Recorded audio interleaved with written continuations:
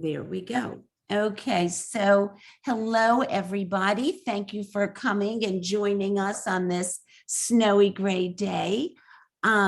We are lucky to have James. He's going to show us how he paints dogs, but this is going to be a good lesson for how to paint hair. We're very glad you're here. We have a great program next month online, Pat Dews.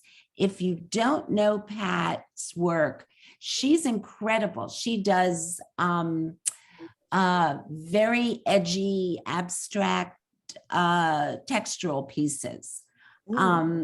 And so that's Pat. And as we were saying, April, we will be in person back at our home at the Senior Center, and we have Mick McAndrews. So you'll hear more about all these things. Meanwhile, don't forget to stop by and see our live show at the Chatham Library. It's a beautiful show, and that will be there till the end of February. And if you like what we do, come join us. We are a lovely group of people, and we need some help.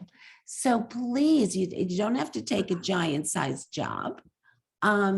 Even a small job, we will be very grateful, and they're nice people. So, okay, enough of a commercial. Now let me introduce James Powles, who is our, James is our president. If you are, I'm gonna ask everybody to mute yourselves. If not, I'm gonna mute you. If you have questions, we'll have times for questions, or you can put it in chat and I will pop them in as James goes along. Usually the demo artist prefers the questions when it's happening, because that's when it's relevant. So, so we welcome your questions. All right, and let me introduce James. Hello, everyone. I'm president of the Essex Water Color Club. I know you guys haven't seen me like for 2 years. I don't know how many realized that I was the president, other than if you looked at the website, but I'm the president. This is what I look like. So it's nice that you'll be here today on a nice snowy day. Good thing to watch some demos and watercolors. I heard someone said that they don't paint animals, but they do abstractions.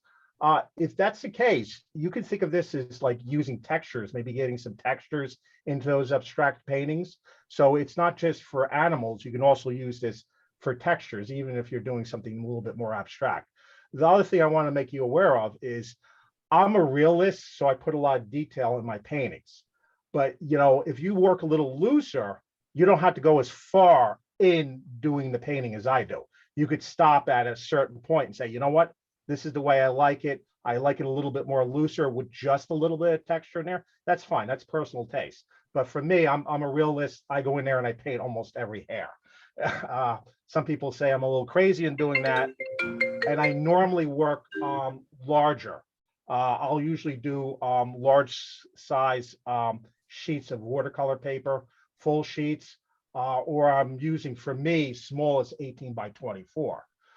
So today, for time constraints, I'm going substantially smaller, okay? I'm gonna go into supplies and everything, not quite yet, because what I wanna do is just kind of talk about the drawing and the hair and stuff, and then I'll talk and relay about the supplies. So let me go change my camera. All right, boom. All right. For here, I have my little drawing here and I have my palette here. So you'll be able to see both of them at the same time. So let me just talk about a little bit about drawing. Here's my little reference photo I have for today for that. And I want to just, one of the important things with drawing hair is you got to be real careful, because a lot of people go wrong with drawing hair is they go in there and they just kind of like fake it. Okay, they think they kind of know what hair looks like, but they're like, I've seen a dog, I've seen a cat, I don't know what the hair looks like. But if you go that route, you're gonna run yourself into some trouble. All right, whether it's a dog, a cat, a horse, a wolf, or any type of animal that usually has fur, the fur grows in a logical manner. All right. And it's not just for, we're doing the face for today, but for the whole body too. And I'm just going to put a little tracing paper down here just to kind of explain that. With my dog here with the hair, you know, if I come here is like a lot of times with human hair, a little parting. I'm going to make these, my dog's got short hair. I'm going to make these lines a little longer so you can see them. And what you want to do is the hair kind of grows out in a logical pattern. So almost if you look at your dog's, you know, it's going to come out like this. So it's going in this direction. So it's almost like a natural part. The hair is parting down this line here. All right. Going from the nose all the way up to the top of the head, the ridge of the head. And the hair is going to come out and grow out like that. Okay. Down here, it's going to be growing out like that. Everyone can see that? Yes. Real good? Okay. And even down on the face, it's going to grow down here like this. Okay. So it's going to go there. Where it gets a little complicated is when you get around the eye, because it's going to flow up and around. So you're going to go around there like that.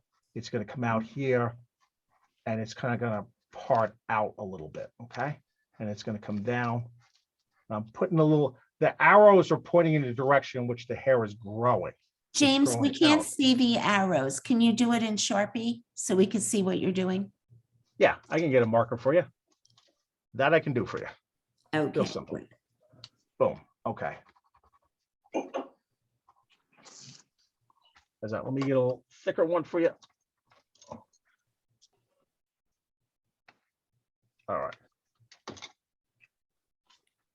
Of course, I picked one that doesn't work. Let's go back. All right. So there we go. So they're going to grow in this way. Okay. Still can't see it. Still can't see it? Oh, wow. Yeah, it's Okay. not showing anything. Is that Okay. black? Yep, it's black. Oh, it looks white. Okay. Hmm. How about now? A little better. Yeah, know what I'm going to do? Now we can see it. Okay, so what I'm going to do is I'm just going to slip it out. What I'm going to do is I'm going to do it on here just to show you. And I'm going to show you real quick because I got plan B here. I'm going to put these little lines on here. And what I'm going to do is. 800s. Today you'll get this. Howard, shut that. I did. Okay.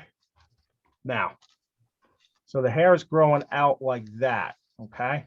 And then what if I do is I flip it over and go underneath here. I'll put it underneath my drawing. You guys see the hair? Now, Yes. all right. I'll just do the quick outline so you can kind of see.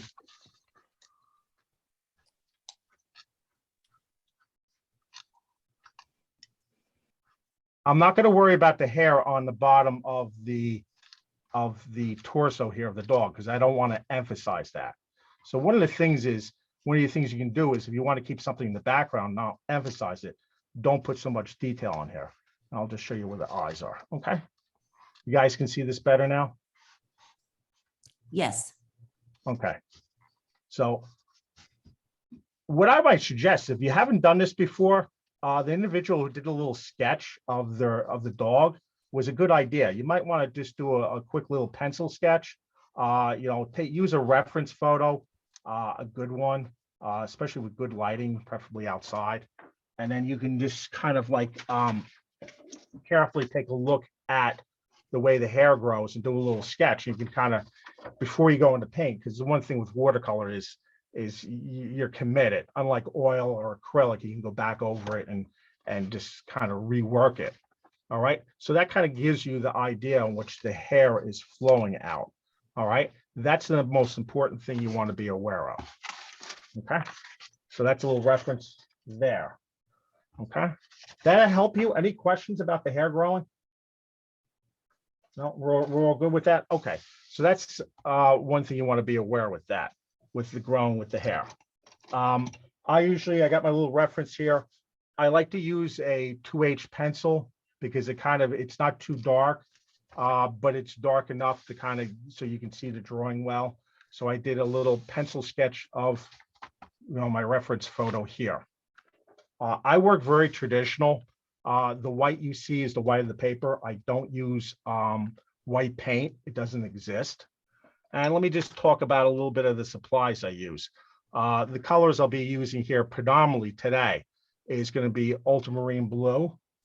I'm going to use a little Prussian blue, a little touch of cerulean blue, some Payne's gray, some burnt umber, a little touch of burnt sienna, and some yellow ochre.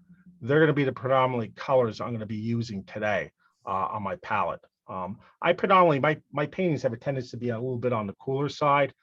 If you want to like a little warmer, that's up to you. That's personal taste. Some of the supplies I use, I like to use, was it Da Vinci watercolor paints? They used to make them in huge tubes, which I used to love, and they shrunk them down. So that's the paints I'm using. Brush wise, I have a tendency not to use a lot of brushes when I paint. I got these brushes that were freebies. Jerry's Art Store was like giving it away as a free promo. These were very good. Winsor & Newton, they're watercolor brushes. I love them for freebies. They were given away. They're fantastic. I love the fact that they keep their points on them, which for me, it's very important, especially for doing hair. So I have a larger brush and I have some medium-sized brushes. One flat, I might use the flat a little bit.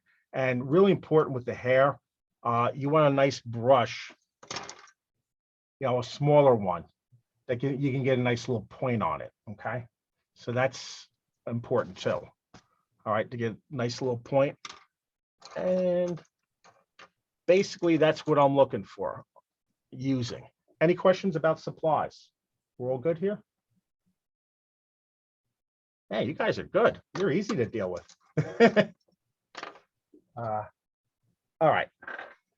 Now, what I usually do first is I'm going to block in some basic colors. If I go back to my reference photo here, I'm going to be blocking in some of the basic, the darker colors. I'm not going to worry about the texture or anything here at this point.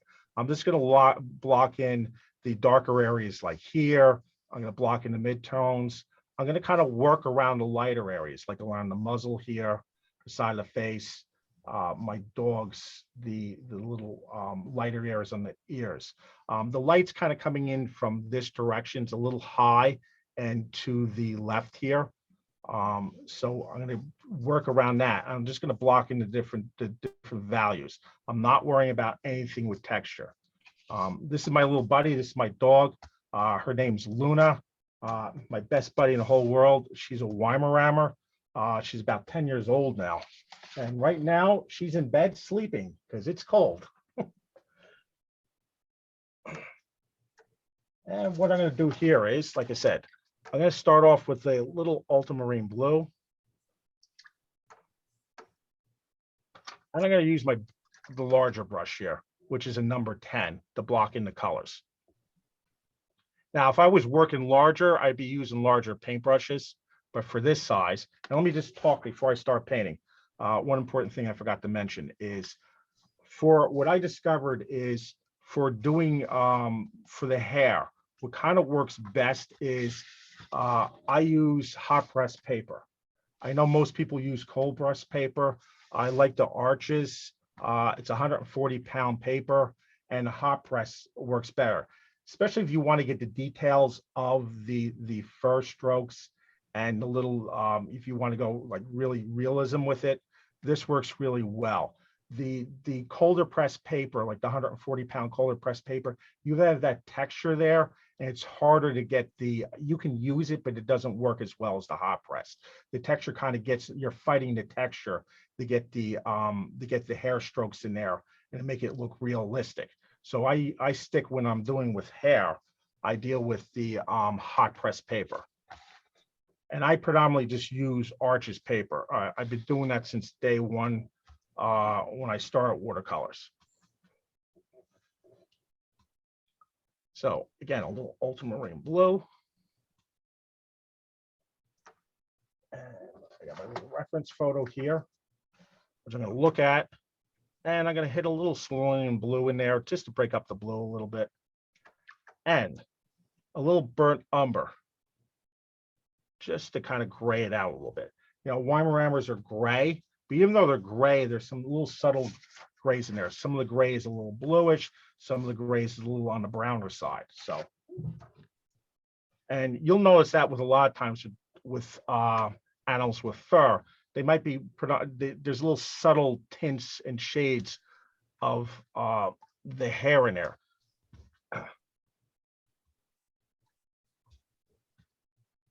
And got a nice little gray mixed up. If you want a little darker, you can always hit a little Payne's gray in there. And I got a nice little bluish gray. Speaking of my devil, my little monster just stopped by to say hello. All right. So I'm going to go in here. I'm going to start. And I'm going to slowly build these up. I'm not going to go real dark real fast.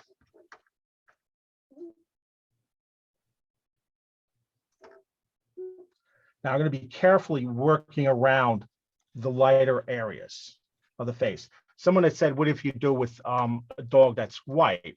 The one plus thing, if you're working traditionally in watercolors, well, half the fur is done for you already. It's the white of the paper. But even still, you got to be careful. You don't want to go too dark too soon, because you always can make it darker, especially if you're working in a traditional manner. You can't make it lighter.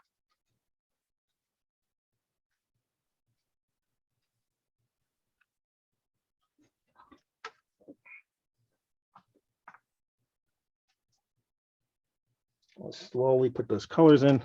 And the one thing you got to be careful when you're working with hot press paper, it has a tendency to keep the edges sharp.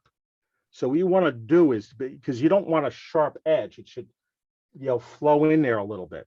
I just take some pure water and I just kind of hit that a little bit. If you see a little bit of too much of a sharp edge forming, which is one of the drawbacks, and I think it's one of the reasons why a lot of people don't like using the hot press paper.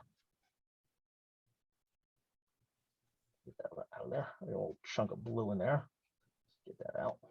Goodbye. And I'm going to get a little darker on this side.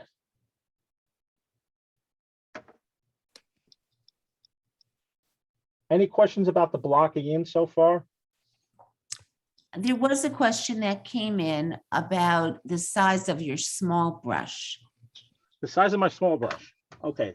Size of the smallest brush right here is it's a number 1. Okay. Which is number 1. That's the size of the small brush. The medium-sized brush is a number 6. Okay.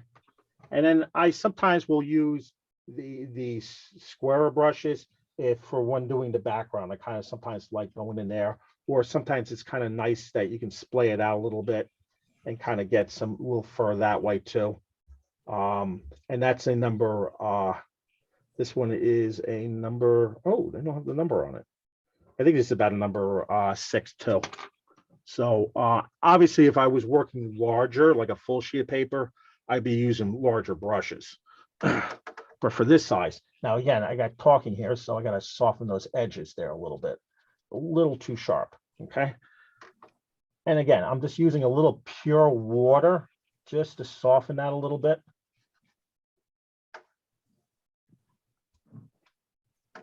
Get a little bit up in here.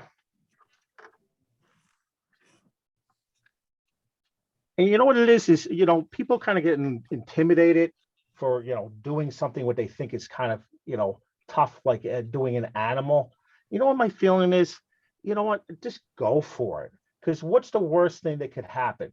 It doesn't turn out. So you know what? You wasted a sheet of paper and, you know, some time.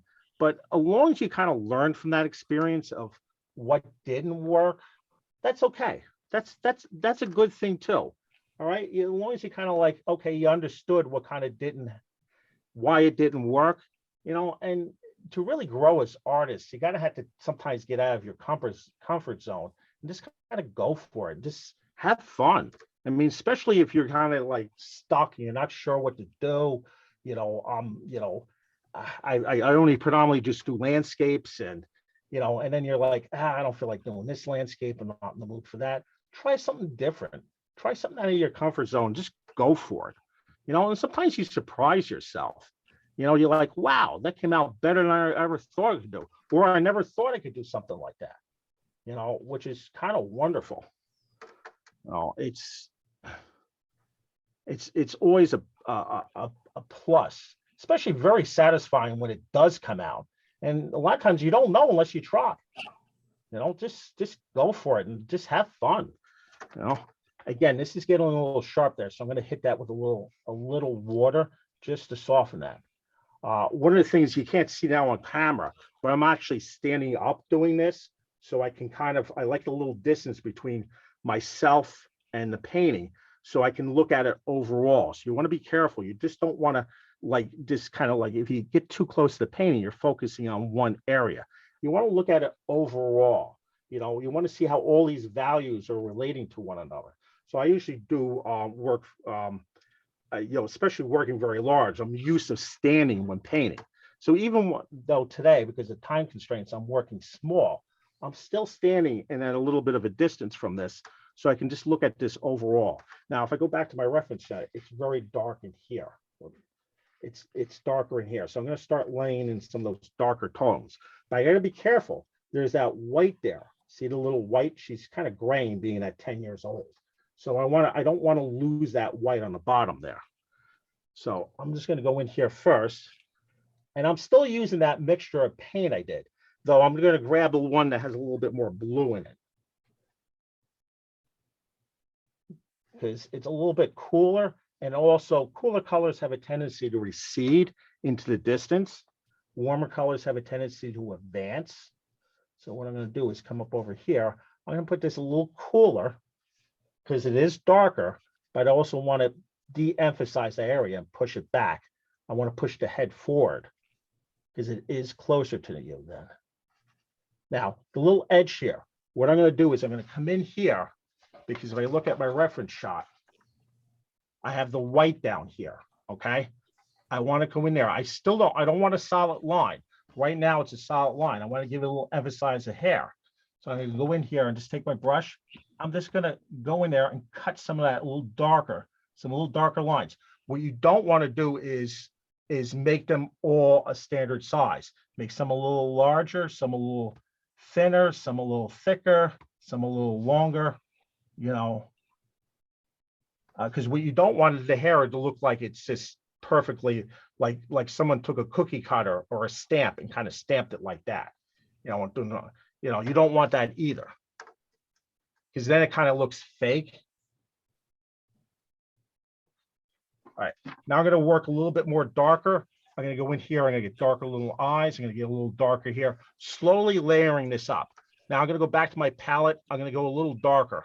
I'm going to take a little bit more ultramarine. I'm going to throw a little Prussian blue in there.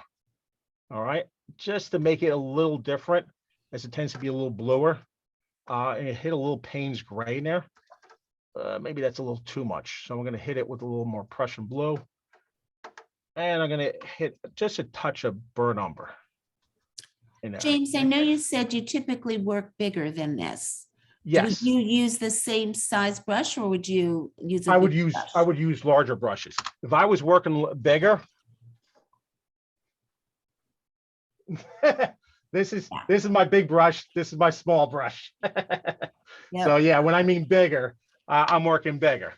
Plus what I'll do is, for finer details for a larger, I will use a smaller brush, which is this. It still has the finer tip, but I'll use the longer handle ones. So it gives me that distance, because especially if you work large, you have a tendency to kind of focus in on one little area, which is not good. You want the painting to work overall. And even though this is small, I still want to see how it works overall. I just don't want to focus on one area and kind of ignore the rest. So that's kind of important when you do this. So yeah, no, I don't. These are my small brushes for smaller stuff. All right, now, so I came in here, I don't know if you can see it, but I went in there and I put some little finer lines in there to kind of give that texture of this, the hairs in silhouette there, kind of like here in a photo here. All right, so I got that there. Now, what I'm going to do now is I'm going to block in darker here. I'm going to go darker in the ears and stuff like that. I'm going to try to get stuff in that. And then after that, I'm going to hit, if you notice here, there's a little brown here. I'm going to use a little burnt sienna for the nose, just to make it a little warmer. Again, I want to advance that a little bit, and probably a little bit around the eyes. You see a little there, because that's not hair. There's no hair here, or kind of like on the lips a little bit. And around the eyes, just around the edge of the eyes, there's no hair there too, because they're the eyelids there. So I'm going to take this nice gray. I'm going to start blocking in a little bit of this stuff here along the nose.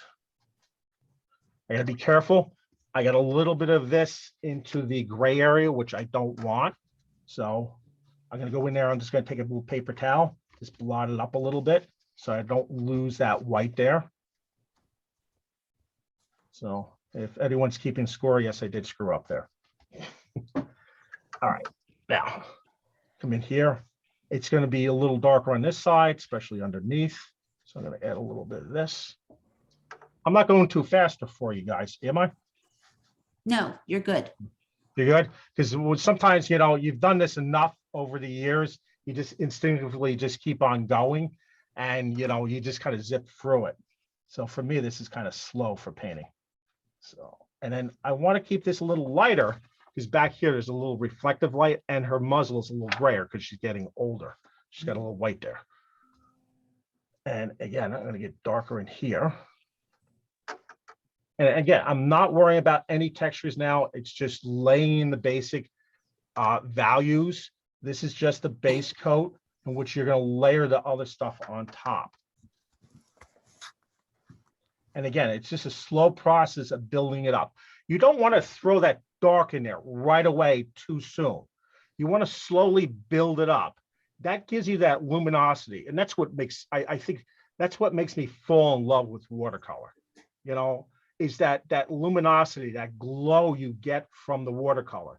And the only way you truly get that is you slowly build up layer upon layer. And it does take a little patience with that, but the payoff at the end is so well worth that little extra effort. And again, you got to be careful. You don't want the solid edges. So I'm going to hit that with a little pure water. I'm going to darken up here a little bit. Any other questions? Feel free to ask. You can type them in the chat.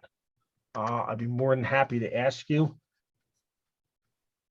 Now, what I'm doing here is I'm not putting a solid block. I'm slowly getting darker, and I'm leaving a little spaces in between there just to give a little under base of possibly some hair there. So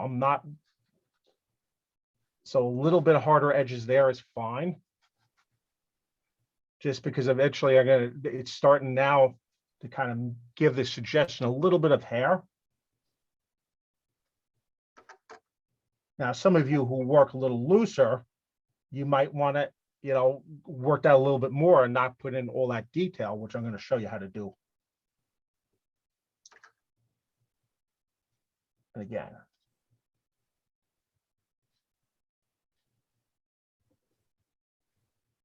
Now, this technique, even though it's for animals, you could use this for someone with shorter hair, or if someone had a mustache or a beard.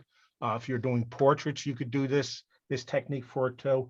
If you're doing like a woman with a very long, flowing, curling hair, that's a slightly different technique on how to do that, because then there's a whole thing with a whole lesson on how to do the curves and the hair and stuff like that, which I could possibly do at another time.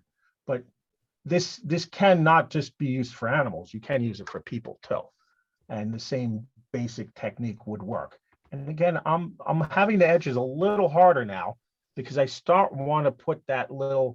getting a little bit of the texture now. I'm starting to work that a little bit. It's a little, go back to my reference shot. I'm gonna get a little darker here. All right, because that's the bone structure there. Go in there, get that a little darker.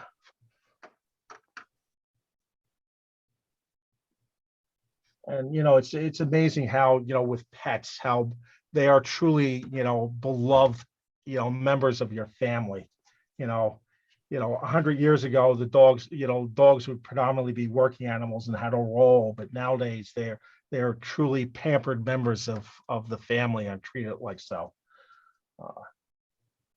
And what would be more lovely than having a nice little watercolor of your family pet sitting there over the mantle with all their family members,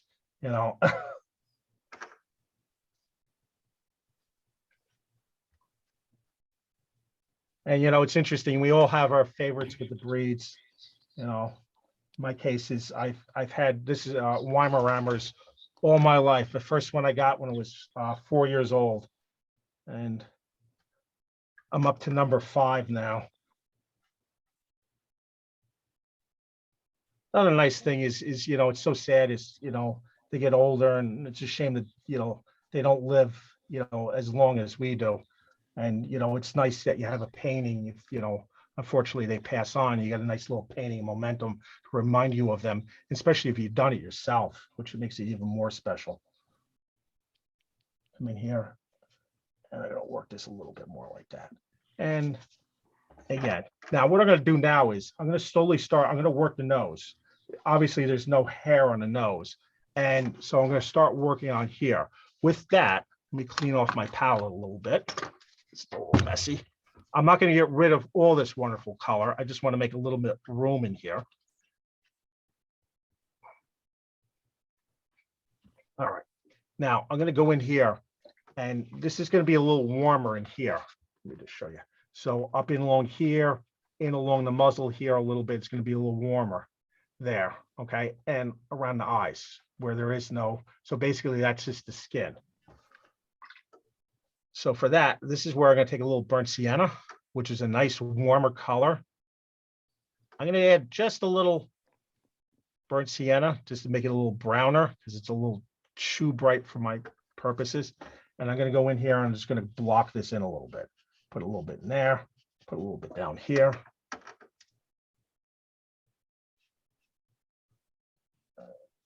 Throw some on the nose here.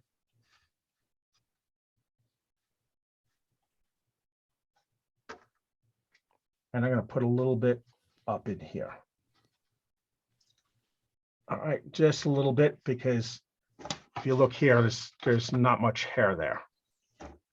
And I'm going to put a little bit of this around the eyes. And, even though I'm using a big brush, I get that nice little tip on there, nice point on there. I've done whole paintings with just one brush. As long as I got a nice little fine tip there, I can go in there and get those little get that fine line in there with just that little tip of the brush. I tell you, don't cheap out on brushes. It's a little too wet for me, so I'm going to tap that down. Now this I don't care. This with the nose, I don't mind having the sharp line on there, because in the photo there is a sharp line to delineate the nose from the hair. So that's okay. So I'm going to leave that there. That's fine. So now I'm going to come in here. I'm going to go back to that beautiful ultramarine blue, a little burnt umber. My paintings have a tendency to be a little bit on the cooler side, but with the gray hair with the dog, her fur has a tendency to be a little on the cooler side anyway. It's the way it looks. If you're doing an Irish setter, obviously it would be a little bit more on the warmer side.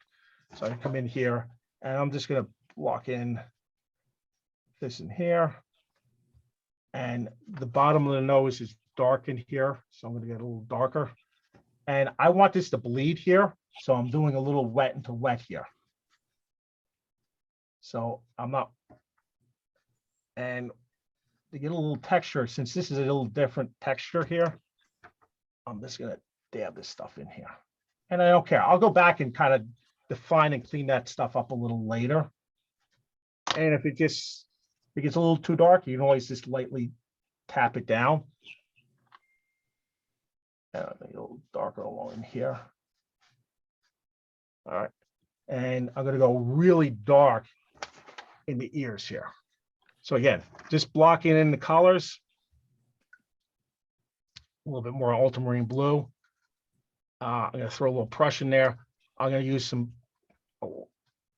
I don't want to use the pure Payne's gray, because that flattens it out. You never want to really, if you go in there with black paint, it kills the color. You always want to mix it with a little something, a little blue, a little purple, a little something. You want to keep those darks vibrant still, even though they're dark. It kind of gives them, they're not flat, they're not dull. Gives a little life to the painting. And I'm going to come in here. I'm going to put this in here now. And again, this is a place where I'm just going to use the tip of the brush, just going to give a little, and this is where looking at the picture and how the hair grows, I'm just going to get a little texture in there of the hair.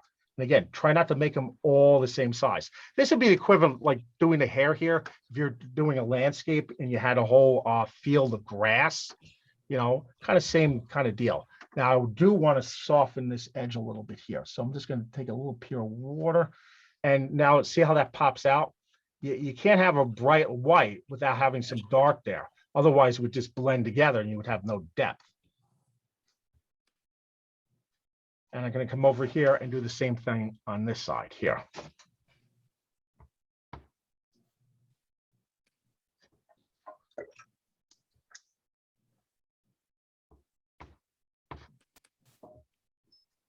I'm going to soften this one a little bit more because it's what shows in the photo. Getting that little dark in there, especially down the center there. And then we're starting to define the ear. All right. Now, the eyes. All right. There's a little dark line around it. Be careful with highlights. You don't want to lose your highlights there, okay? Worst comes to worst, if you accidentally paint over the highlights, you can always take a little razor blade and flick them out later. I am going to switch to a little bit of smaller brush because I don't want to take the risk of, using the bigger one and kind of messing something up. So I'm going to hit there.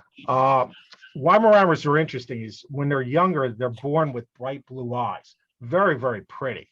You ever want to see a really cute looking dog, a Weimaraner puppy with the blue eyes. Eventually their eyes will change to either a brown color or a yellow. My dog, Luna, has kind of a yellowish eyes. She doesn't have the brown eyes. So I'm going to make them a little yellow. And what I'm going to do here is clean off my palette a little bit. Again, I'm not going to lose I don't want to lose the colors I already have here. So I'm going to just remove them. And I don't want to use, I'm using a little cadmium yellow here, just a touch.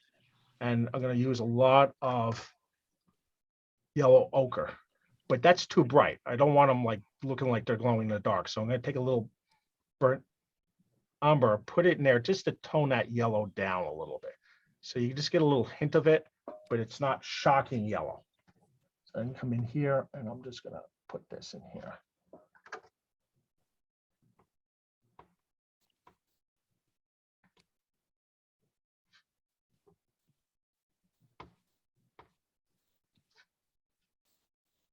And the one nice thing is you get a little too much, if it's a little too wet, I just wipe the excess paint water off the brush and I can go back there and kind of pull a little bit of it out. Oh. Any questions, guys? You all good? Anyone have any questions? You can unmute yourselves if you have a question. Yeah, if you got a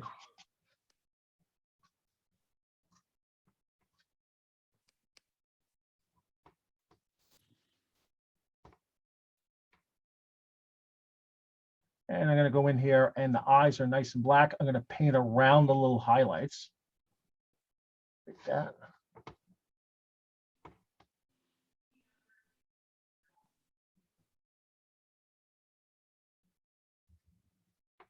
And you got to be careful. I got to make sure I keep the round shape. I don't want to end up. And I'm going to take a little bit of this darker color. And just get a little bit around the edges there a little bit. Because you got to remember the eye is not flat. It's an eyeball. So there's some roundness to it. Let's get a little darker there. And get a little bit of the iris texture in there with some lines. And we're good. Okay. Now I'll probably go back there and make that a little darker. I'll go back to the nose here. Darken in here a little bit, the nostrils. The other nostril, if I go back to the original painting, is you can barely, it's almost all this. You don't really see much detail because of it's all in shadow. So I'm going to go in here and make this even darker.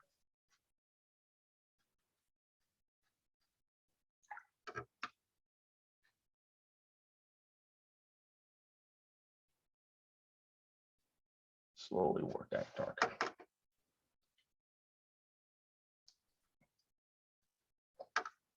All right. Darker in here. And again, slowly darker and darker. All right. Now what I can do is I can keep on working this a little bit. I think you guys kind of get the hang of this so far, slowly getting darker and darker. Any questions about this so far? We're all pretty good, because what I can do is I can move on to what I have here. Okay, so what I'm going to do is I would just come in here and just kind of work this a little darker and stuff like that until eventually it gets to this stage here where there's some darker now. All right, so this is nice and dry. And what I can go down in here is now I can start at this stage, start adding the hair textures.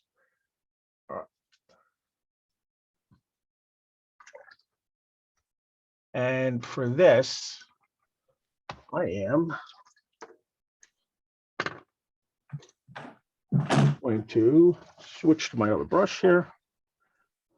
And I have this lovely paint over here, which I'm going to use. And I'm going to come over here and I'm going to start. And I've switched to a smaller brush. Now, this is important. I'm looking at my reference so I can see where the, oops, let me get over here. I can see what direction which the hair is growing at. So at this point, when you got the basic blocking in done, now I'm going to go in there and I'm going to start putting in the texture of the hair. And again, depending on how much detail you want or how loose you want to go is going to be, that's up to personal taste. So I'm going to go in here and I'm going to start laying in some darker colors. Again, paying attention to what direction they're going to come in. Now she's got a shorter coat, so I'm just going to do these lines a little shorter. What color are you using for that? What I'm going to do is I'm using the stuff that's pre-mixed. If you come up over here, I have this which looks like a blob of paint, but there is some logic to this. It's a little darker in the center here. It's a little lighter off to here. So this has got a little bit more blue here. Since this is in the darker area here, I'm using some of the darker color here, but I'm not going too dark here. And again, I'm slowly building this up. The key with this is to, I want to get those layers of color showing through to kind of give you a luminosity. Here, I'll show you an example, a finished example. If I come up over here, all right, you want to get that this is a larger piece I've done. You want to get that luminosity here. If you look at my original piece here, the larger one's a little easier to see. You can see there's some brown hairs there, there's some blue hairs there, and they're kind of overlapped one on top of the other. With this larger version, you can see the part here a little bit better here, and how the hair is going around the eyes. Okay, so and with the fur here, this one, her ears are perked up, so you can see it a little bit better. You can see the direction. But here, since this is in light here, you have a little bit more brown here. You do have a little bit of gray here and a little bit of shadow. And, I've layered a little light gray with a little brown on top. This side's in shadow, so it has a tendency to be a little bit more bluish gray. This is the lighter blues is a little bit more Prussian. The darker one's a little bit more ultramarine, a little burnt umber, and a little more Payne's gray in it to get it darker.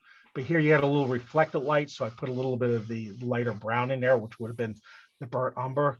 And if you see around the nose here, there's a little bit more burnt sienna in the warmer areas. Okay, did I answer your question?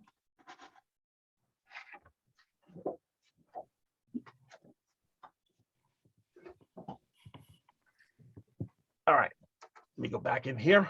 So I'm using this lighter gray here, which is the Prussian blue, a little touch of ultramarine and burnt umber here.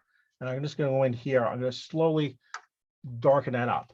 And like I said, I'm doing these short little lines here, just to kind of get that little texture in there. And you got to be careful because you don't want to lose your light areas. So you want to kind of keep on referring back to your reference photo so that you don't end up, losing it. Now, if I come up over here, I don't want to keep this as a little reflective light here. I don't want to lose all that white in there. And worst comes to worst, if you have to, if it's too light, you can always go back and darken it up a little bit.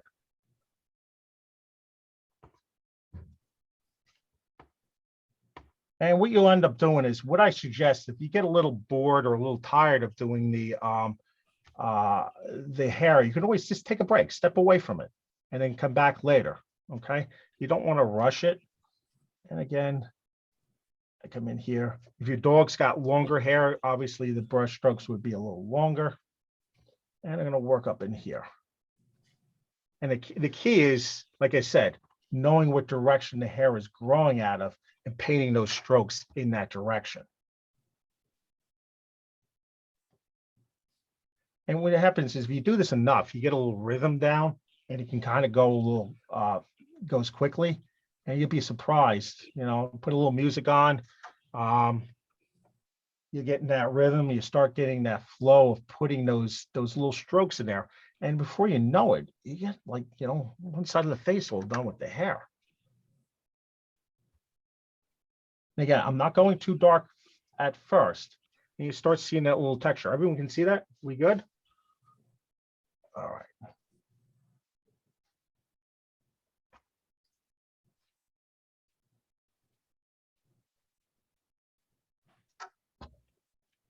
Any other questions? Anyone else have any other questions about technique or anything in general, watercolors in general? It's interesting. I got involved with doing watercolors and when I was a high school, 9th grade, and my 9th grade art teacher introduced me to the wonders of watercolor, and I've never looked back since. So. Again, it's important to look at the hair is growing this way, okay, and that way. So it's important to make sure you put those strokes. And again, I'm not going too dark. And I'm using the smaller brush to put them in where I need to go.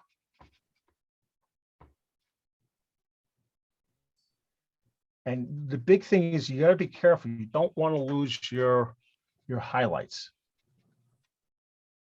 And if you get a little too dark, you always can take a little paper towel, just give it a little dab. You don't want to dab too hard. You don't want to remove all of it.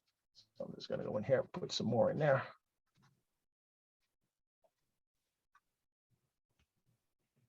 And if you, like I said, if you get bored working the hair, then when you're on it, so I can come over here and work the nose then. All right, so you're like, okay, I had enough doing the hair right now, kind of get a little bored doing that.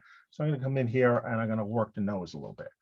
And if I go back to my reference shot, I got darker down in here, so I can start putting that in there.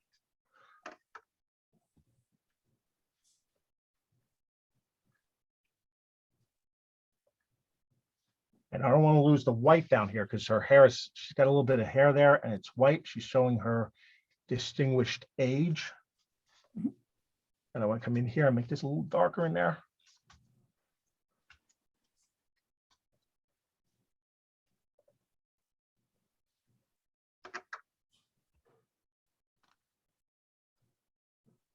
Now, one of the reasons why I like this breed, Weimaraner, is they're very intelligent dogs. They're just so much. They truly do think they're human. I'll have company over, and my dog will just like sit there and just like think she's part of the conversation. Margie, you remember when we had the board meeting at my house? Yes, I do. With Luna? Yes, I do. She kind of stole the show, right? She did. She has a lot of personality. Yeah. well, that's another thing what you can do is, you're doing your portrait of your, whether it's a dog or a cat. And this is a technique would work for a cat too. With a dog, you can always put them with their favorite toy. Or another neat little thing you could do if you have your grandkids, you could have, it'd be kind of a tough a challenge to do, but you could have your dog playing, your grandkids playing with the dog and stuff like that. There's so much stuff you can do with this. And again, don't be intimidated. I mean, it's just paper and paint. If you mess up, no big deal. To start over. I think all of us over the years have had our royal screw ups where we're like, yeah, that's going to the scrap pile. No one's going to ever see that painting. But that's fine. I mean, that's part of the fun, no one expects to succeed at everything 100%, 100% of the time. So, yeah, you can always paint them with a favorite toy. I remember doing one of my Weimarammers. She loved the tennis ball, so I painted her with a tennis ball. That was her favorite toy. That's another train. If they like playing in the snow, you could have them, the snow too. And I'll tell you one thing, this background's not staying. I'm going to do something different with the background. So don't worry if your reference photo with the background, you can always change that. So it's just in here. Any other questions? You guys are really quiet today. I teach for my vocation. I teach high school art, so I'm used to rambunctious students who are full of energy, and so you guys are. At some Where- point, where will do you you teach? address, I'm sorry, Yes, will go you ahead. address the curly hair or wavy hair dogs? The How to do that. curly hair and wavy hair. If you want, I can kind of address it real quick. All right.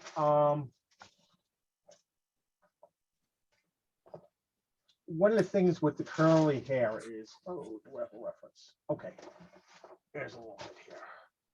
One of the things is, I gotta see if this will even see that. I'll have to keep it up a little bit. With here's a photograph I took of a wolf. And it's got a little longer hair. He doesn't have as much curly hair, but what you need to do is just kind of, be aware of, like, the paint strokes are going to be longer.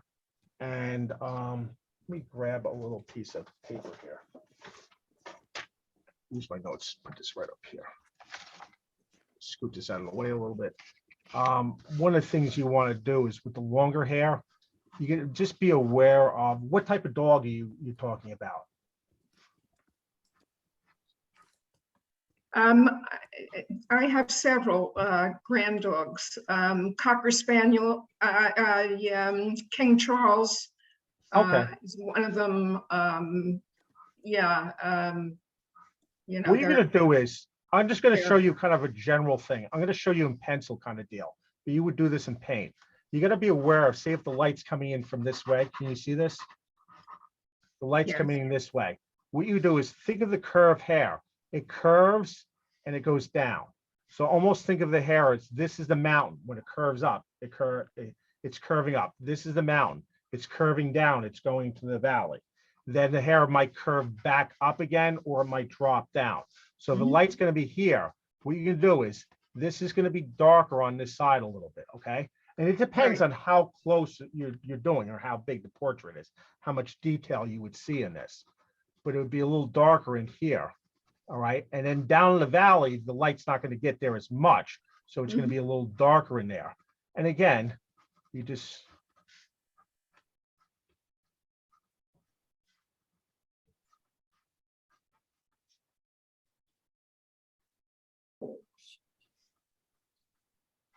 So it would be a little bit more work with this.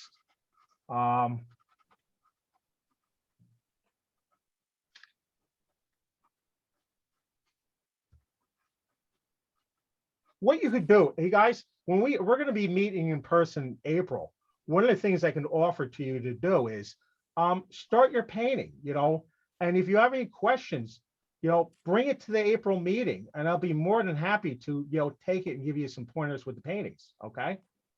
Before the meeting starts and before the demo starts, I can give you a few minutes with each one of you and kind of talk to you with a little bit and give you suggestions if you want to do that. Fair enough? Super. All right. But the idea is, I don't know if you can see it here a little bit here with the demo, because I wasn't planning on covering the longer hair because it's a little bit more Mhm. complex. But you would have the light highlight here and it would get darker as it fades down. So if it went down again, it's going to fade here. What I would do is you could always look at, for the longer hair with the dog and how it curves. You can look at people hair, like a woman's hair, long hair. It's very flowing. It's the Yes. curve. One of the common mistakes people do is they do this. Oh, it's long. They just kind of just overlay it, and it's not. All right. You got to think of it as like hills and valleys. When the hair curves up, that's a hill. When it goes down, curves down, that's a valley. So it's going to get darker there. All right. Almost think of this curve as a cylinder. All right.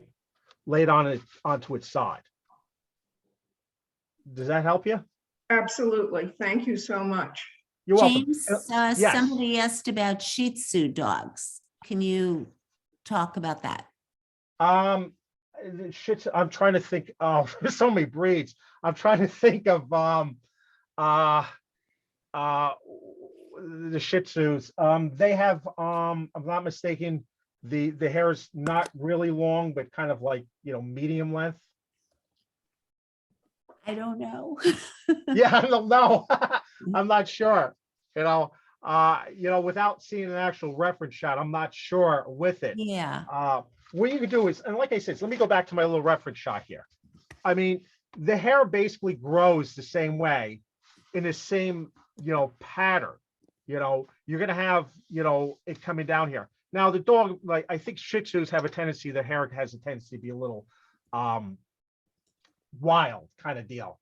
And, so there might be some overlap, but no matter whether the hair is short or long, it's still going to grow in this logical pattern, out, especially on the face.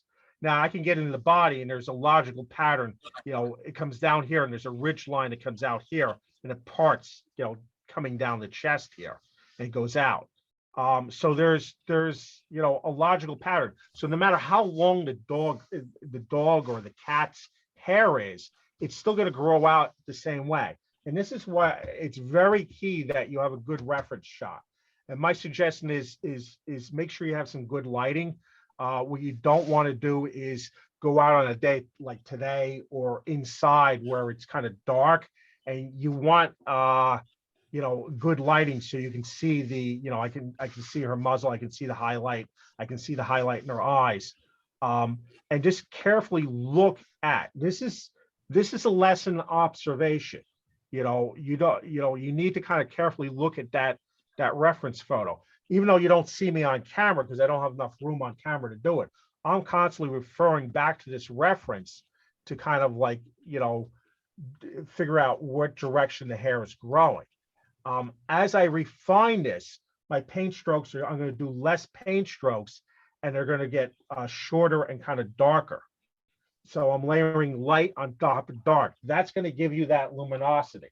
All right, let me go back to my big one here. It's a little easier to see. All right, here's my big one here. Whether your dog's hair, I mean, if the dog's got long hair coming off the ears, my dog's got the short hair. One of the reasons why, I did my dog, because I have great reference here, but also I want to just show you the basics of getting that direction of hair, how the hair grows. It's easier to show you that with the shorter hair.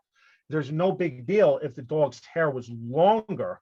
I think Irish Setters have the hair, it's a lot longer on the ears. It's still going to grow out in the same way, except it's going to be gray. You're not going to have that edge here. You're going to have hair flowing down. And I'll show you, with that hair, how to get that little bit. In fact, if you want, I'll show you now. One of the things is get that over there. One of the things is with the hair, if you were doing long hair, like I got my dog's ear, you know, you got the dog's ear here, and I'm doing that short little hair there. You could, it's still going to grow out the same way, okay? It's just going to be longer. And again, you're going to have to work it a little darker on here if it comes out and it's long and flowing, a little lighter there. When it flows, when the top, where depending on the lighting, it's going to bend down, so it's moving further away from the light. It's going to get darker, and then as it, you're going to have a highlight there. So think of the curves as cylinders, okay? The curls of the hair. So it's going to get darker and lighter here. Someone mentioned about a white dog. If you have the hair of a white dog here, you can go in here and you make the background dark. And you can go in here and just kind of like work that, again, looking at your reference, you kind of get that hair in there. And you might have to do some little lines in there like that, just to kind of soften that. And I'll get into that when I do the background a little bit, okay? I'll show you a little bit of that. So for example, here, let me go back to my painting here. I'm going to go in here. I'm going to make this dark here so you can see it better. All right. So I'm going to take a little ultramarine blue. Yeah, I wasn't planning on talking about the longer hair, but that's fine. I'll take the questions and I'll try to answer them the best I can. Just be aware, I was planning on just doing shorter hair, but I'll more than happy to ask it. Okay.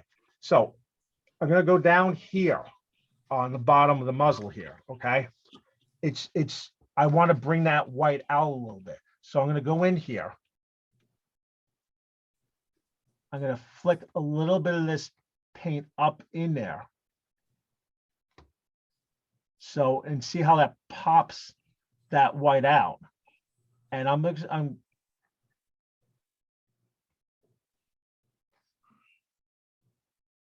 and I can make this, if I was going to make this hair a little longer, I'm just going to make the paint strokes a little longer here, just to give it a little, all right.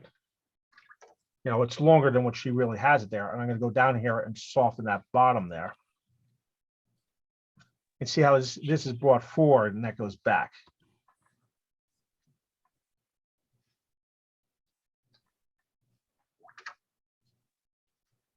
Okay. You guys good with that? Any questions? I mean, some other time I can get in a little bit more detail with the longer hair. And if I got a little time at the end, I'll talk a little bit about more. But let me just kind of move on a little bit. Let me just get in here because we're kind of running out. Just look at time. So let me go in here. And again, this is for short hair. You can do the same thing for the longer hair. But if it's curly, it's just going to be a little bit more difficult. Let me just show you something real quick.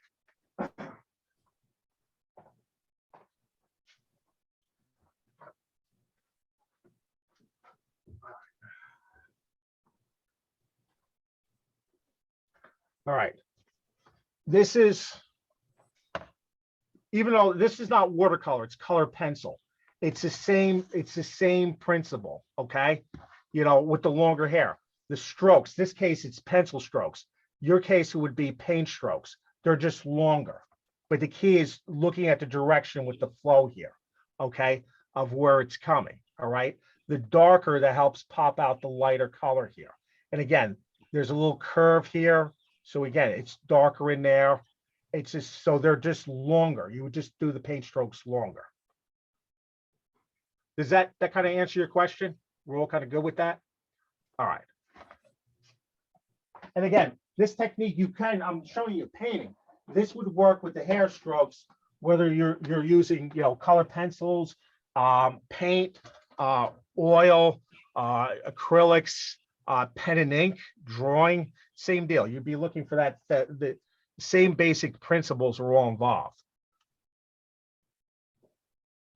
And I'm going to go a little darker in here. Now, what I'm going to do is I'm going to do less. See, I'm working around the eye here. I'm going to do less paint strokes because I'm slowly going darker. I don't want to cover up all that color underneath. That's going to give me that subtleness. Like when the light hits the fur, it's hitting each little individual hair, and each is reflecting the light slightly different. And you want that, and that's going to give you the luminosity of the painting. And let me get darker along in here. So I'm going to work around the ear. I want to bring out that little highlight on the ear. Bring that a little bit. And again, just put that in there. And I'm going to have to start working quick here. And I'm going to work on the ear here. And again, I'm just using my mixture I mixed up before, the ultramarine blue, Prussian blue, a little bit of burnt umber, and some little Payne's gray in some of the darker areas. Go in here.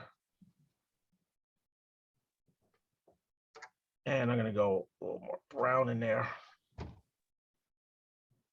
I'm going to throw in a little brown paint in here, just a little bit more burnt umber, because certain hairs, depending on how the light hits it, her hair looks a little browner. So again, I'm going to put this in here like that. And just get that in there. Any other questions? And like you guys, like I said, feel free, come, the April meeting, just bring your paintings, and I can give you some quick pointers before the demo starts. And we should.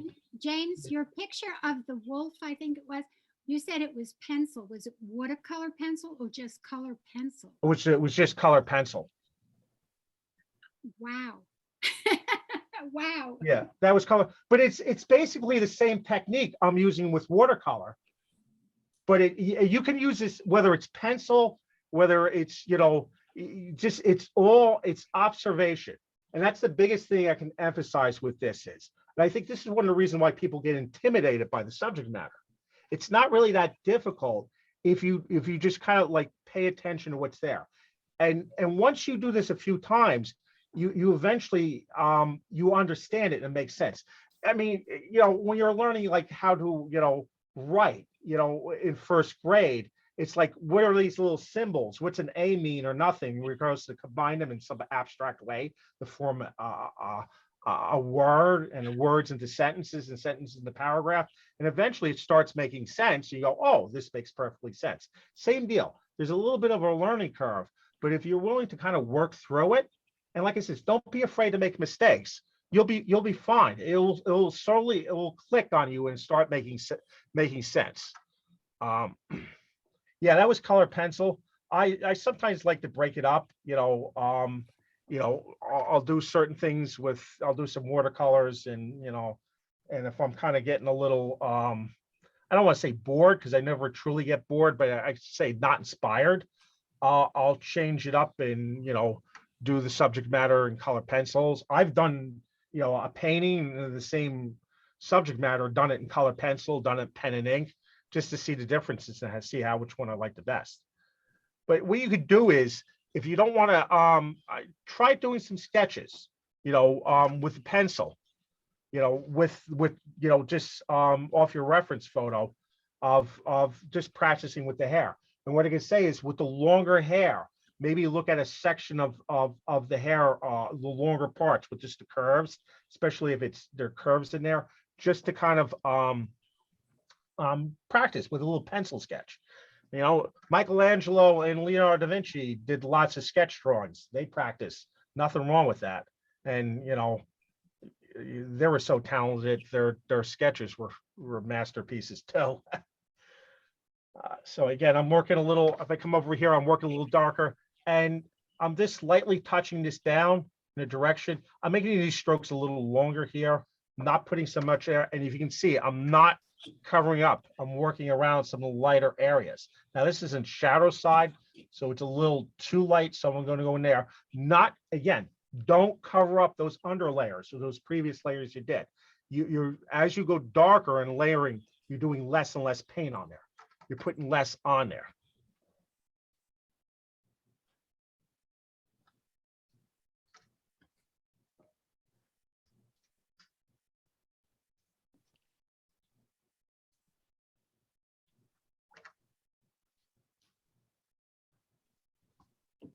Yeah, it's it's very rewarding when you tackle something that's very difficult and it comes out, and it's like you surprise yourself. You're like, wow, I never thought I could do that. And it's very satisfying. And one of my things is I just don't paint animals. I do landscapes. I do people. I'll do birds. Because I kind of get bored, so I need to break it up a little bit. They also use it as an opportunity. What else can I learn to push myself as to be an artist? And I think one of the important things to being an artist is always constantly grow and try to challenge. And you grow by challenging yourself and kind of getting outside your comfort zone. And doing that more difficult project. Excuse me, James, it's Eileen. Yes. I've never drawn an animal. I just found it intimidating. Is there something about the anatomy that is similar to the human anatomy that because drawing an animal, they're all shapes and sizes, and so is there something basic about drawing animals? Yes, because whether you're dog, cat, human, Thank you. two eyes, nose, mouth. Okay. Animals' basic stuff is predators, like dogs are predators, cats are predators. The eyes are going to be more forward facing. If they're prey, which would be like cows or bison or gazelle or deer, the eyes are going to be situated more on the side of the head. Predators, the eyes are in the front because they need that binocular vision to get that 3D vision to focus in on a prey. Grazing animals, which are the prey, will usually have the eyes on the side so they can scan a wider horizon to keep an eye out on wolves, dogs, and the predators. So that's one distinction between prey versus predators, where it'd be the location of the eyes. But basically, the anatomy, a lot of it's kind of basically the same: two eyes, two mouth. I mean, human eyes have a tendency to be a little bit more football shape, oval shape. The dog's eyes have a little. If I look at this one should have been a little bit more rounder. Drawing mistake on it. See, they're a little bit more rounder in shape. And again, this is all just observation.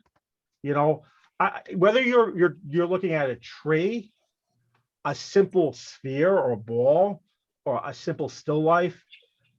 There's a reason why artists were the first scientists kind of in history.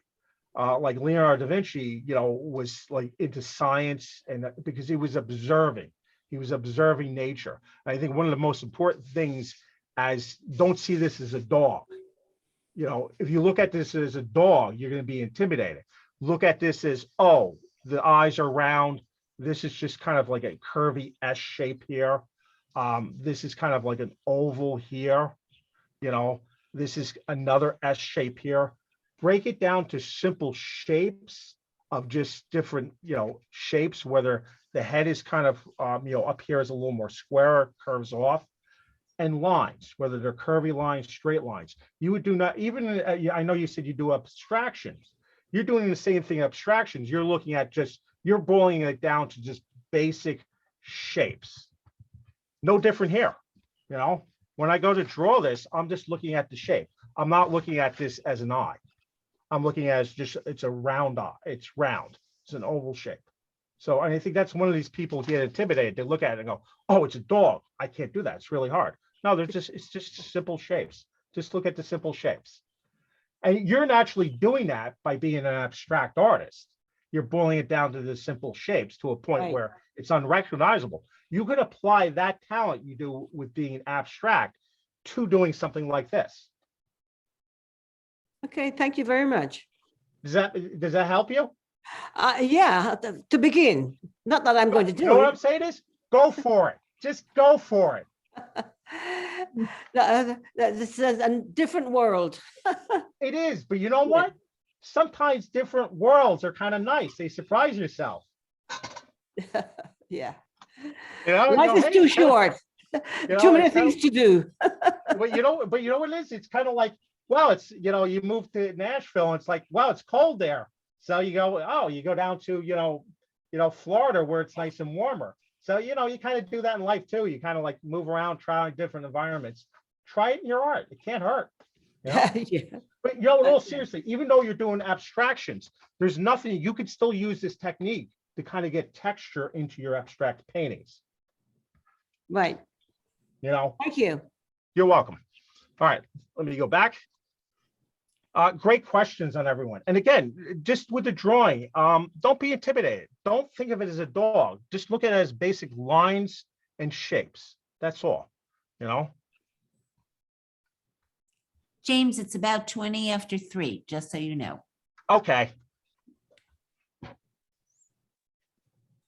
Yeah, I've been watching time too. But you know what? You guys have some wonderful questions here.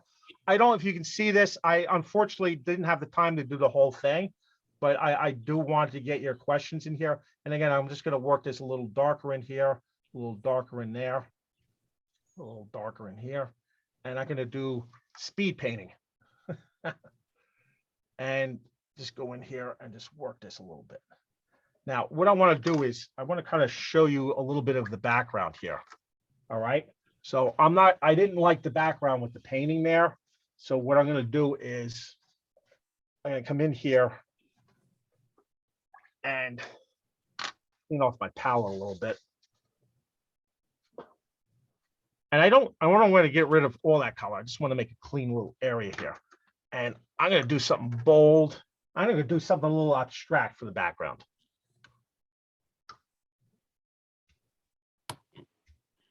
What I also want to do is I want to make it, since the dog's kind of lighter, to bring her out, to bring the dog out and separate it from the background. I'm going to make the background dark. I'm going to throw this nice little blue here, and I'm going to use a nice big brush here, lower this blue in here. Now, one of the things you got to be careful is I want to be careful around the edges here. So I'm just going to go in here and see how I make this nice and dark. That ear starts popping out.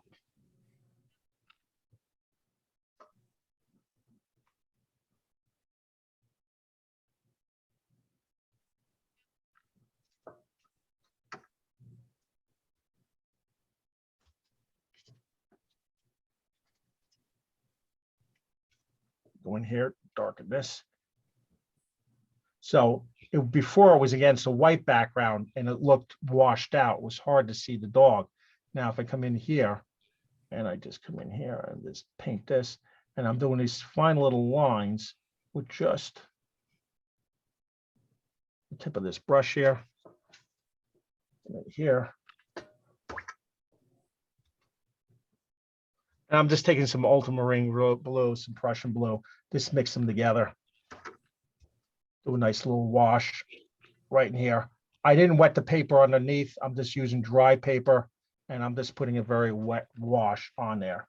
And I'm just going to get along the edges here. My students are like, they're amazed. They're like, hey, how can you do that so quickly? And I go to them, 40 years of painting.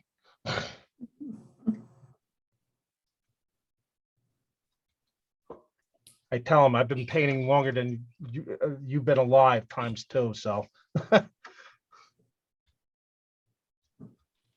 it's going to go in here. And if you notice, see how she pops out from the nice little background. And I'm just going to go in here and just go in there, clean up my edges here a little bit.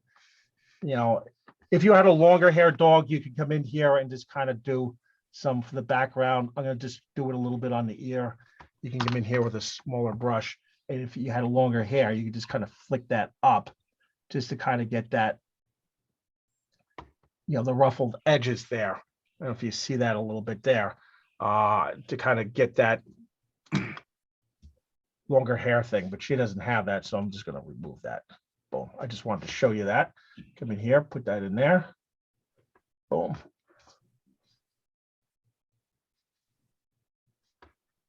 Any other questions? You guys had some good questions, and never be intimidated by the stuff. Just it's not like you're getting a big permission and someone's paying you a lot of money. If you fail, you get in trouble. But you know, this is, I'm gonna add a little Payne's gray to this stuff just to darken a little bit more. And I'm just gonna throw this in here. And I'm just gonna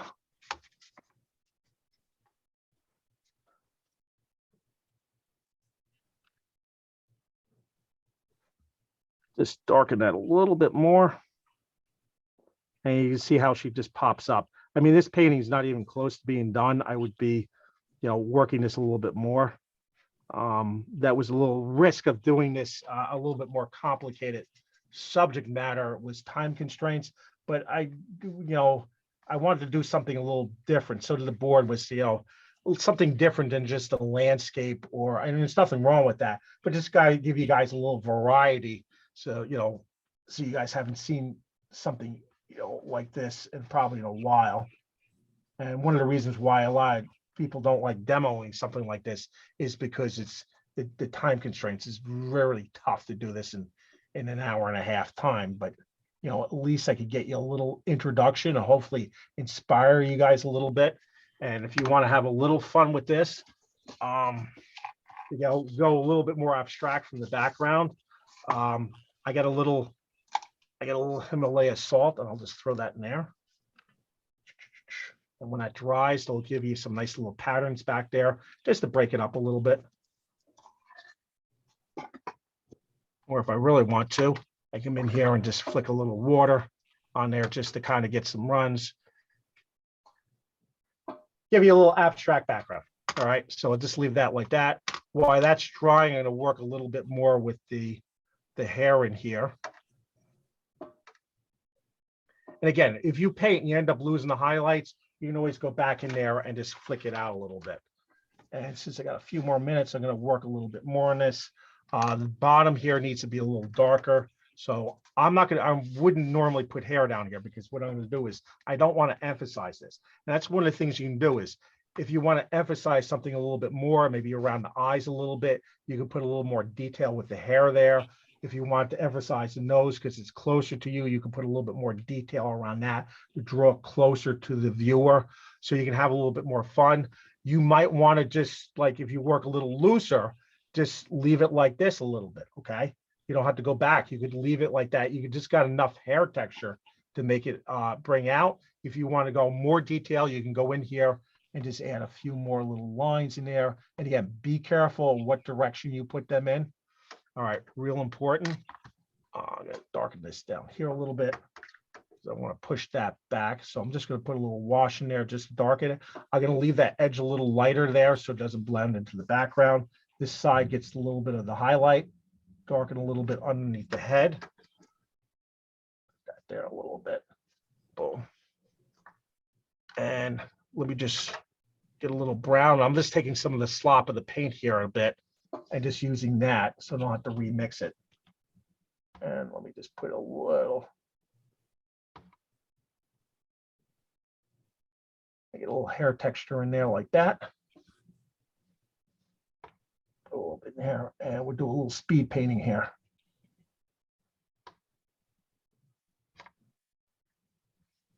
Any other questions?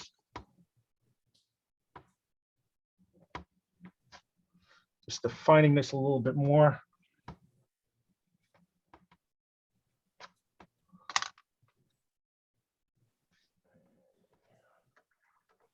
It's a little darker around the eye here. And a little darker in here. What I need to do is pop that muzzle out a little bit. So I'm just going to go dark, a little darker there. And then we got the hair growing on here.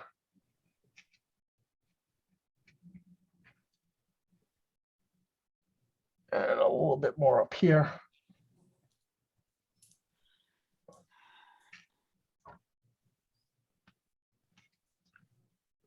And I'm just going to work the nose a little bit, okay? Get a little bit more darker down here for the nose. And there's a little blotchiness in here, so I'm going to just dab a little paint on there. I want some of the other color showing through because she's got a bit of a blotchy nose, so put that in there. Get a little darker underneath the nose.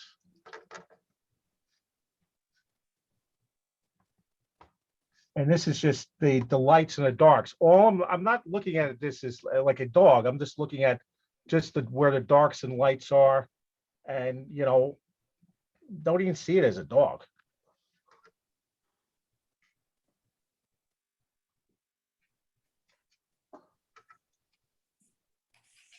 Margie, how we doing on time? 3:29. Okay. Just add a little bit more. I'm taking it again, just taking whatever is on my palette. It's a little darker. Just add that in there a little bit. Put that down in there. All right. And again, I would do what I did in here. I would kind of work it with the rest of it. Just again, looking at your reference and following it. Now you could do is, you normally with animals or people, you want to kind of usually the focus points, the eyes, is what you usually look at most. So I would probably add a little bit more detail. I wouldn't put any hair texture on the body here because I don't want to push that in the background. I'll just brush that around a little bit like that. All right. A little darker in there. That's a little. All right. Any questions, guys? You guys are quiet today. I mean, I hope I helped you inspire you at least to try to give it a shot. You certainly did. You did? Okay, good. I'm glad I did. And it can be a lot of fun, And I have never done animals, and at least I got a sense of, well, maybe I should try it again. try it. Can't hurt. You'll be surprised yourself. Anyone else have any other questions? Yes, Jane. I like to take notes. So this is my James Powles note. I've never done a dog before. Oh, okay.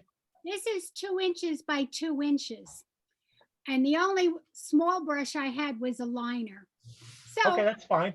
I'm pretty happy with it. Looks like a dog. I don't know if it looks like Luna, but it looks like a dog. It looks like the dog. You got the color, and what I like is you got a darker. You got those darks like with the ears there, which is nice. The recess. That was fun. It was fun. Great. Thank you. James, it's Marion. Yeah, Mary, how you doing? I'm good. I'm one of the ones that asked you about the Shih Tzu layers. Did you use a brown or a sienna or something for like the insides of the nostrils? Yes, I did. I Okay. used a for the warmer areas. I used a burnt sienna. Okay. For the cooler areas, I used the burnt umber. Okay, thank you. What I recommend it is my color is personal taste. My palette has a tendency to be on the cooler side. If you want to keep just from me, I would usually the burnt sienna I don't use straight for something like that because it has a tendency to be a little too bright. Mhm. Unless you're doing an Irish setter, which has got the Yeah. really bright coat. Well, I learned a lot, so I really am very appreciative. Thank you. You're welcome. Any other questions? James, don't you think, well, I like using rough paper. To me, with the fur, because I do want to do a fox, and I just feel like the rough paper would be a good paper to use. Have you done that? I've done it on the 180, the 140 pound rough paper. But the problem with that is if you can try it, and I would, if you're looking for the more detailed stuff with the hair, it's a little harder to do that because the texture has a tendency to get it away. Plus, the smaller you go, the more you're going to be fighting the texture. Yeah. Okay. If you're going to use, the rough paper, I would go larger. Yes. If you're going to work small, I find the technique works best on the hot press. Okay. Just be aware, if you're using the hot press, it's going to give you that sharp edges because it doesn't have the texture there.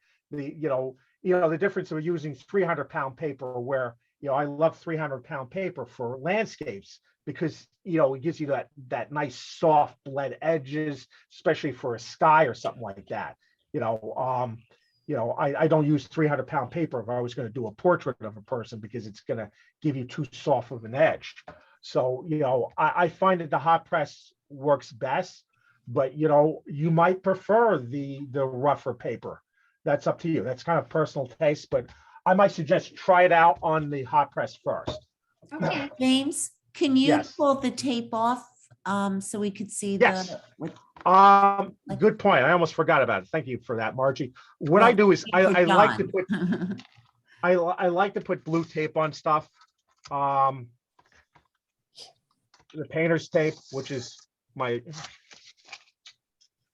And the one nice thing is Costco's had a sale on, painter's tape where you could buy a freaking like 6 rolls and it's like dirt cheap.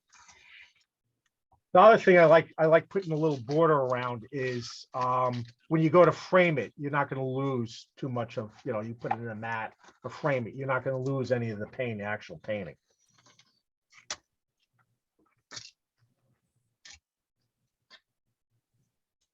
And the nice thing is you have an instant mat.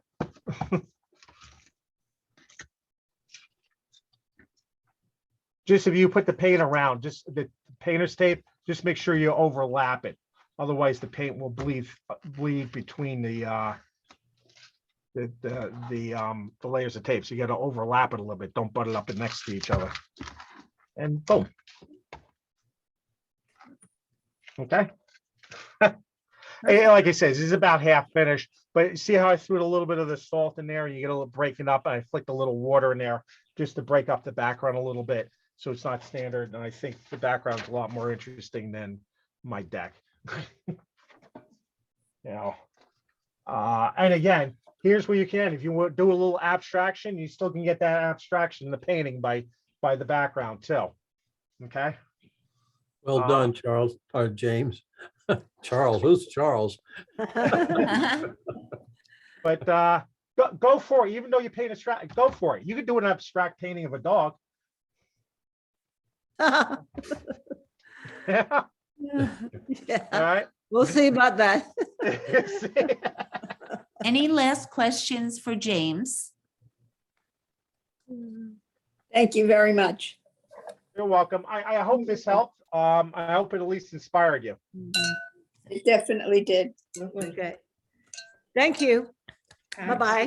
Thanks. Bye. Bye. Take care. Stay Have a warm. good afternoon, everybody. Thank you, Everybody. James. Yeah.